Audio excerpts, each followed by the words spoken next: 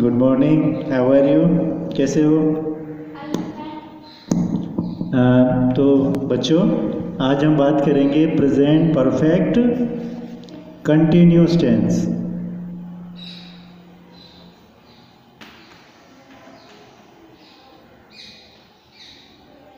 Present perfect continuous tense का मतलब होता है, प्रेजेंट का मतलब वर्तमान समय, परफेक्ट का मतलब कोई काम पूरा हो चुका है, पूर्ण। कंटिन्यूअस का मतलब सतत, जारी है, आगे भी वो काम चल रहा है। और टेंस का मतलब काल। तो हमारी जो टेंस है आज, उसका नाम है प्रेजेंट परफेक्ट कंटिन्यूअस टेंस। अब बच्चों, हम जानते हैं इसका जो पहचान क्या है, हिंदी में हम इसको किस प्रकार से पहचानेंगे। तो पहचान ये है, हम सुबह से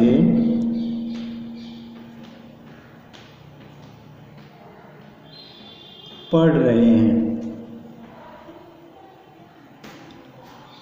इसमें एक समय दिया हुआ है सुबह से, जो प्रेजेंट कंटिन्यूअस टेंस में नहीं होता है।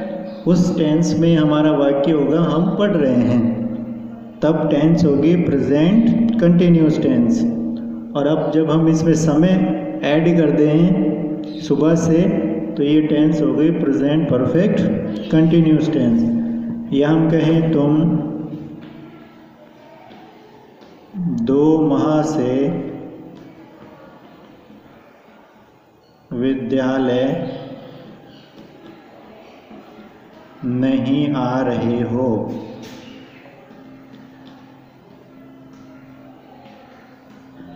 तो इसमें जो एक टाइम दिया हुआ है 2 माह से, एक समय है, 2 प्रकार के इसमें हमने टाइम को ऐड किया है। पहला है सुबह से और दूसरा है 2 माह से।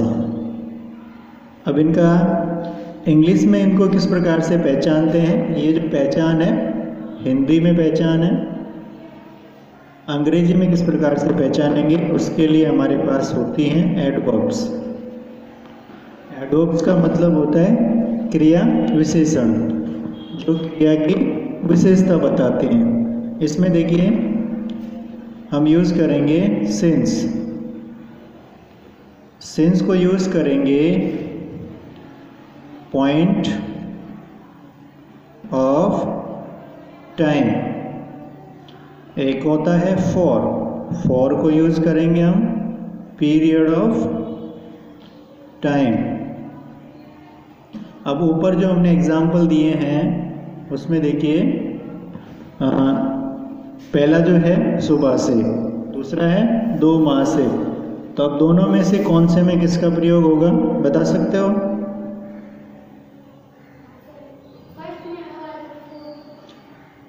सुबह से वाले में कौन सा आएगा, फॉर। और इसमें अब देखिए, इसको समझने के लिए हम एक लाइन यहाँ ड्रॉ करते हैं। एक लाइन है, ठीक है। यहाँ किसी ने कोई काम शुरू किया, ठीक है। तब कितने बजे हुए थे, 9 बजे हुए थे। यहाँ से यहाँ तक उसने कोई काम किया, तो बज गए उसके, जैसे कि 12 बज गए। तो ये यहाँ से लगाकर यहाँ तक का जो समय है पूरा कितना हो गया, 3 घंटे। अब समझिए आप, ये जो पॉइंट है, पॉइंट ये है, कौन सा है, 9 बजे। जब हमारा समय होगा इस प्रकार से, मतलब पहला पॉइंट शुरू होने वाला, तब हम यूज़ करेंगे सिंस। और ये बीच में जो हमने समय लिखा है, फर्स्ट पॉइंट और लास्ट पॉइंट के बीच का समय कितने हुए, 3। तो जब 3 घंटे लिखा हुआ होगा, या 3 महीने, 3 साल, तो उसमें हम यूज़ करेंगे फॉर। अब बताओ कौन सा आएगा?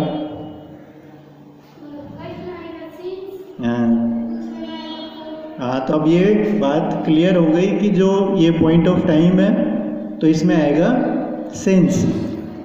और जब हमारे पास उनका अवधि दी हुई है, मतलब समय को जोड़ के बताया हुआ है कि इतना समय हो गया, 2 साल, 2 माह, 2 घंटे, तो उसमें हम यूज़ करेंगे फॉर। ये इसकी पहचान हुई। अब हम बात करते हैं इसमें हेल्पिंग वर्ब्स की, कि हेल्पिंग वर्ब्स टेंस में कौन सी आती हैं। हेल्पिंग वर्ब्स का मतलब होता है सहायक क्रियाएं। इसमें सहायक क्रिया होगी, सबसे पहले देखिए हैज़ बीन, ये इसकी हेल्पिंग वर्ब है। हैज़ बीन इसकी हेल्पिंग वर्ब है, जो आएगी ही के साथ, सी, इट और कोई नेम। ये सब क्या होने चाहिए? सिंगुलर। ये सब क्या होंगे? सिंगुलर, मतलब एक वचन।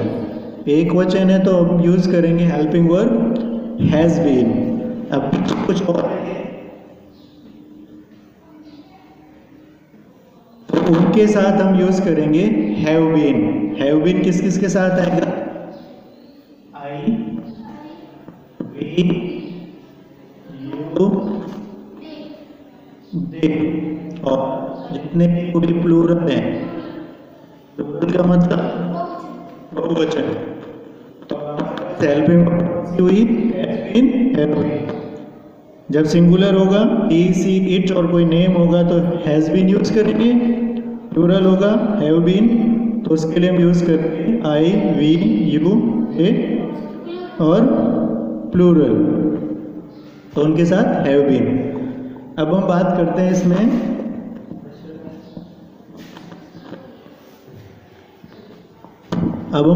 हैं इसमें मेन वर्ब्स की। तो जितने भी कंटिन्यूस टेंस हैं, जिस टेंस में कंटिन्यूस नाम लिखा हुआ है, उसमें हम यूज़ करते हैं फर्स्ट फॉर्म में आईएनजी लगाना है। तो इसमें भी वही होगा।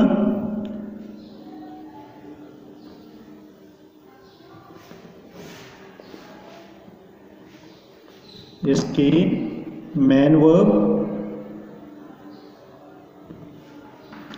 फर्स्ट फॉर्म में आईएनजी। अब आईएनजी लगाने के लिए इस प्रकार से हम यूज करते हैं आईएनजी। अगर कोई वर्ब है जिसमें ई, अंत में ई आता है, तो उस ई को हम हटाएंगे और आईएनजी लगाएंगे। अगर ई से पहले आई आता है, आई ई, तो हम आई ई दोनों को हटाएंगे और उसके स्थान पर वाई लगाएंगे, फिर आईएनजी जोड़ेंगे। ऐसे कुछ वर्ब्स होते हैं जिनमें वाई आता है और वाई से पहले वावल, स्वर आता है। स्वर कौन से होते हैं? 5 होते हैं, ए, ई, आई, ओ, यू। अगर ये हो तो उसमें केवल हम क्या करेंगे? आईएनजी लगाएंगे, कुछ नहीं करेंगे। और कुछ ऐसे वर्ब्स हैं जिनमें देखिए लास्ट में कॉन्सोनेंट आता है, व्यंजन, एक, केवल एक व्यंजन हो, उससे पहले एक वोवल हो, स्वर हो, तो हम जब आईएनजी लगाएंगे तो लास्ट का जो कॉन्सोनेंट है एक, उसको डबल करेंगे। अभी हम इनका ट्रांसलेशन करते हैं।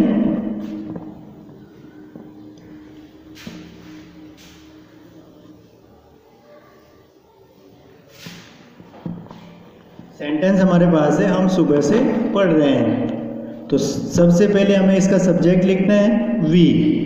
इसकी हेल्पिंग वर्ब अभी हमने बताई आपको, तो वो लिखेंगे हैव बीन। अब हम बात करें मुख्य क्रिया। मुख्य क्रिया इसमें पढ़ना, उसको कहते हैं रीड। इसमें हमें लगाना है आईएनजी। अभी हमने एक नियम बताया, वो नियम था कि लास्ट में कॉन्सोनेंट हो, उससे पहले सिंगल वोवल हो तो हम डबल करेंगे। इसमें डबल नहीं होगा क्योंकि इसमें डी से पहले 2 वोवल हैं, एक नहीं है 2 है, इसीलिए इसमें डी एक बार ही आएगा। अब हम बात करें सुबह से, तो इसके लिए हम यूज करेंगे सिंस, सिंस मॉर्निंग। इस प्रकार हमारा ये सेंटेंस कंप्लीट हो गया। दूसरा हमने एक नेगेटिव सेंटेंस बनाया था जिसमें लिखा था यू, उसके साथ आएगा तो नॉट, और ये इसका helping verb have not been. फिर लिखा हमने नहीं आ रहे हो, कमिंग टू स्कूल। अब इसमें टाइम दिया हुआ था 2 माह, तो इसमें लिखेंगे for 2 months। इस प्रकार ये जो सेंटेंस हैं बनाने हैं, इसमें ये है अफर्मेटिव सेंटेंस और ये नेगेटिव सेंटेंस। तो सेंटेंस जो बना सकते हैं, देखिए जैसे हमारे पास सेंटेंस है he has been writing a letter for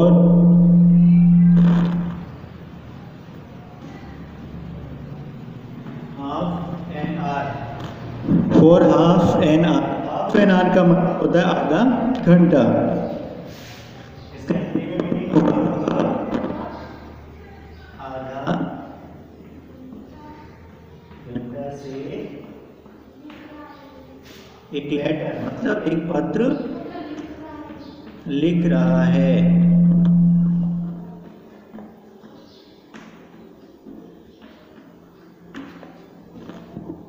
अगर हम कोई नाम लिखें, जैसे कि नाम है, नाम हमारे पास है अभी,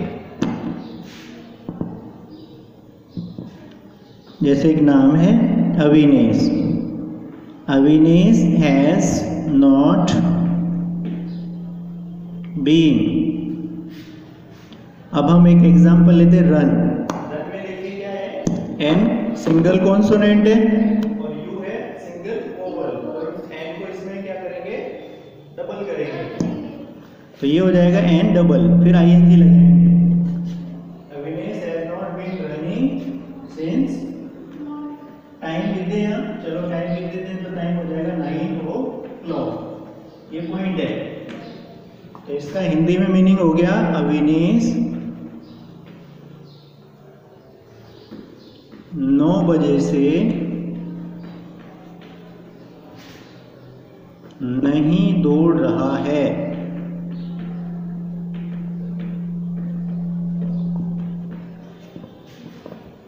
इस प्रकार से प्रेजेंट परफेक्ट कंटिन्यूअस टेंस के जो सेंटेंस हैं आप बना सकते हैं।